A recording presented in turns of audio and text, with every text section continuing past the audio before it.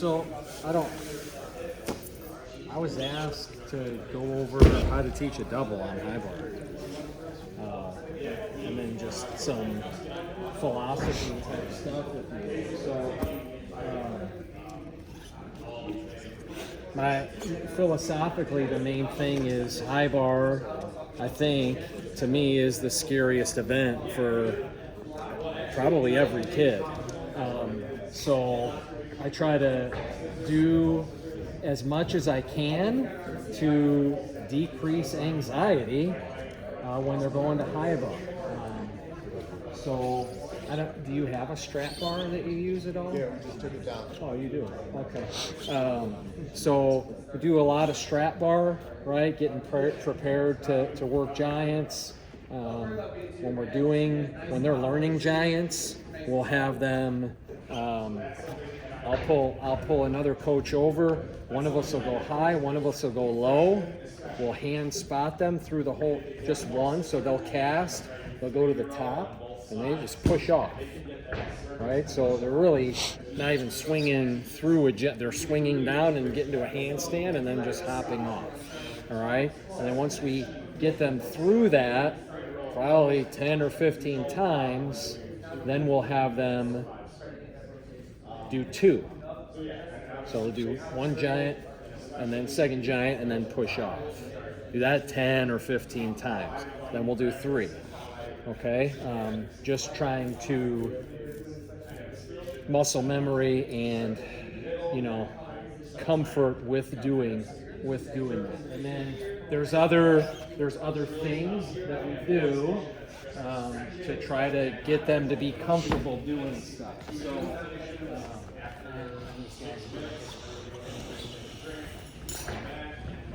and Alex.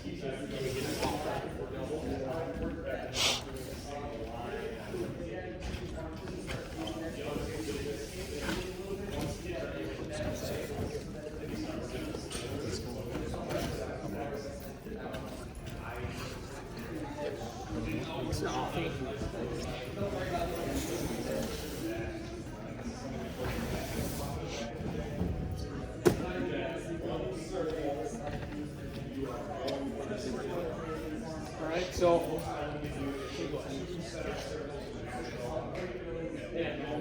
which way? This way? So he's going to do a Higgins. So the mats, we call it the tunnel of love. Okay, and the mats are just really to make them feel comfortable while they're first learning this Higgins. And so there's different ways, of course, to spot in Higgins.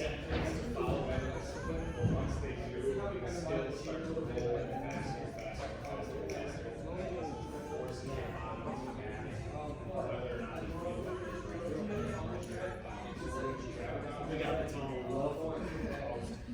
Two circles.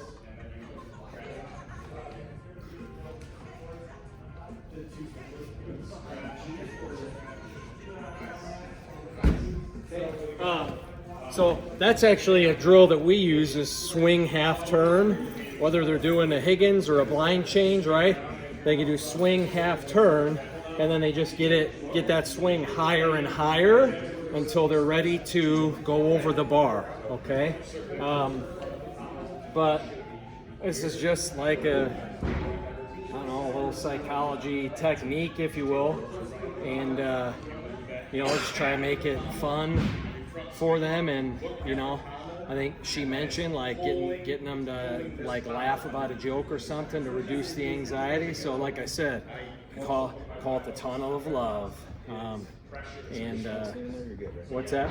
Play some like Bruce Springsteen. Yeah.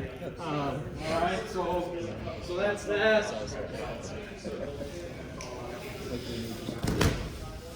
Alex, you got that belt on, bud? Yeah.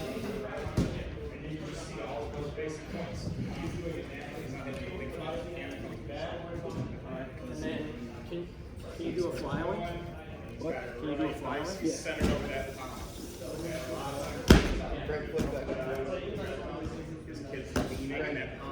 What's up? Oh, flip it? Yeah. Just so the loops aren't on the top. Just All right, so yeah, go ahead. First, he's just gonna do a flyaway. All right, and a couple of things that I try to do is, all right, they start out, you know, just doing a flyaway like that, and then once they learn giants, then you're having them do a flyaway out of giants, right? So can you do a flyaway out of giants? All right. And so technique-wise, talk to them about. All right. Okay. So, right, two things that I talk to them about are in the giant, okay, relaxing in the shoulders and keeping their shoulder angle open.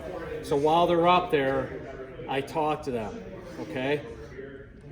Shoulder angle open, relax in the shoulders, okay? Just relax. You don't need to do anything. When you get to the bottom, you're gonna watch your toes come up, and then all you do is just let go, okay? And I'll have them stand there with their arms over their head, and okay, get your arms over your head, and now all you're gonna do is this.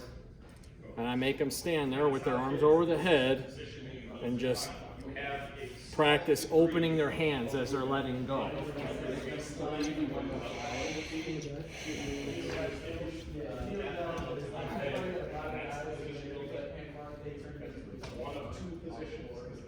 Okay. So relax in the shoulders. Relax in the shoulders. Watch your toes. Good. All right. And so I also always give them a spot to look for so that they know if they're watching their toes, right, and they see their toes get to that spot, that's when they let go, okay? So they start to work on getting that timing down, all right? Now once they start learning a double, I don't have them do flyaways anymore, just because some kids kinesthetically get confused, if you will, right? And I'm okay if they don't do a dismount on high bar in a meet again until they have learned the double. It's fine. It's not a big deal, right? Because, you know, you're trying to have it there at the end, if you will, if that makes sense, right? So I don't go back and forth on this double, right? But then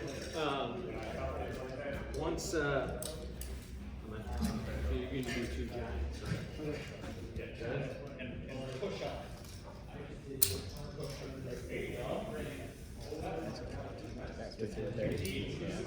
All right. So of course we start out in the belt.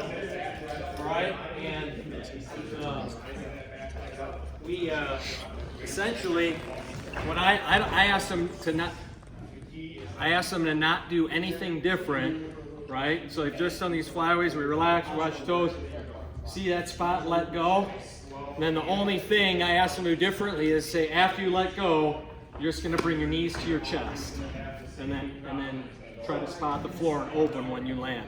I don't talk about tapping or anything like that at all when they're first learning in double.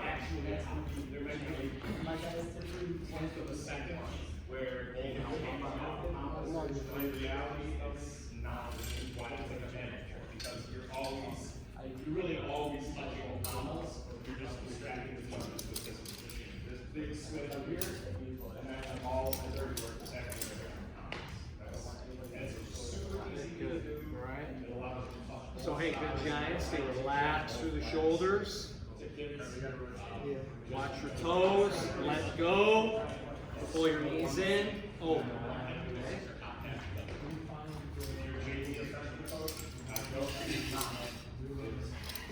Good, this one, relax. Circle.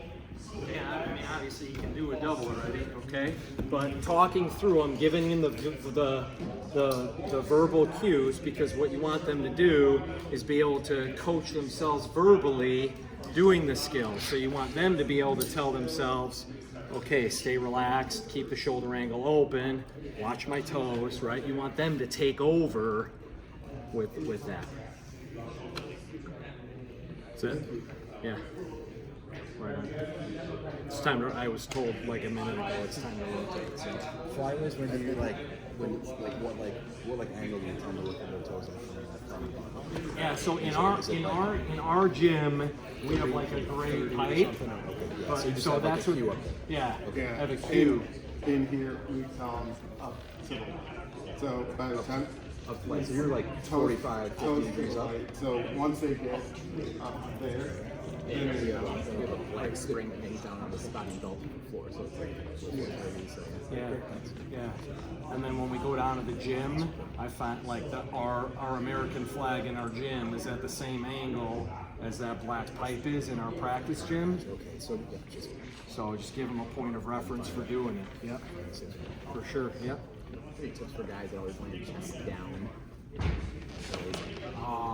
You know, it's we do a lot like of over and over again landings, and so I'll do drills of like a backflip off the vault because they're higher Yeah, so up, just right? take it back to a simple one back flip Exactly, and just right? work in the chest and work And the chest. because it's higher up, it's more like dropping out of a double on a high bar and just work on landing here extended. That's one thing. Girl on bars every single time her chest is down by her knees. Yeah.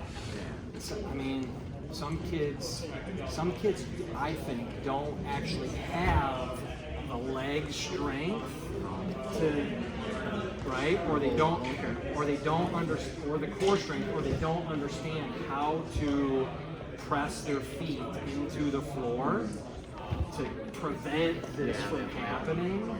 So that's another thing that we like during warm-ups. We just do simple jumps and then jump half turns where they have to land in an open position, working on that leg and core strength to hold themselves. we talk about stacking a lot. So at all of your bending points, you'll stack it here. Your wrist is over your shoulders, which is over your hips, which is over your knees, which is over your ankles. And so when you land, the only thing that should come out of that stack should be your knees. Yeah. So so it's the same thing when they do it in handstands. Like if everything's not stacked on top of each other, they want to get like this, somewhere, yeah. so or like that, and then so we talk about stacking things. So it works for when they're moving and when they're not. Yeah. So we just tell them to make sure you're stacked when you land, so that it's here.